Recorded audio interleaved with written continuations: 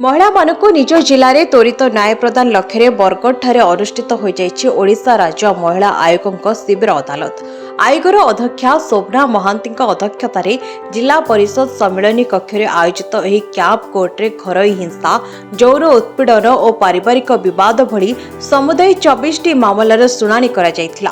एथिरो 11टी मामलार आपोष समाधान होईछि। सेपरि 6टी मामला एसपी निकटकू और 4टी मामला सुरक्षा अधिकारी निकटकू प्रेरण करा जायथिबा बेले बाकी 3टी मामला रे परवर्ती उपस्थिति पाई नोटिस जारी करा जायछि। बिना मूल्य रे महिला मानकू द्वार देश रे सुरक्षा अधिकार प्रदान करबा एही शिविरर मूल लक्ष्य। कार्यक्रम में जिलापाल आदित्य गोयल और एसपी रविन्द्रनाथ शतपथी समेत आयोगर सदस्य एवं विभागीय अधिकारी माने उपस्थित रही समस्यार आईन सम्मत समाधान उपरे आलोकपात करथिले।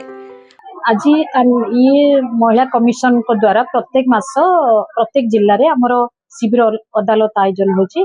जी कि महिला मानकर तांकर न्याय सुरक्षा मर्यादापूर्ण बंचिबार राहा एवं तांकर अधिकार विषय से जानिबार आवश्यकता अछि एवं जो अभियोगकारिणी माने हमर भुवनेश्वर जाई अभियोग दौचंती तांकर कार्यक्रम को सुनिया पई हमें प्रत्येक मास शिविर अदालत आयोजन माध्यम रे एठी समाज मंगल अधिकारी जिलापाल एसपी सामने आम आयोजन कर समस्ते ये बिना पैसा बिना मूल्य रे जो आज समाज रे प्रत्येक महिला रे देखा जाउची डोमेस्टिक वायलेंस एवं सेक्सुअल हेरासमेंट लैंड डिस्प्यूट एवं सस्पेक्टेड डेथ एवं किडनैपिंग एवं महिला चालान प्रत्येक कथार जो आज समाज रे बेसी देखा जाउची वैवाहिक विच्छेद वर्षे 2 वर्ष बाहाघर पर स्वामी स्त्री दुई जन को दुई जन आउ कहीं रही चाहूना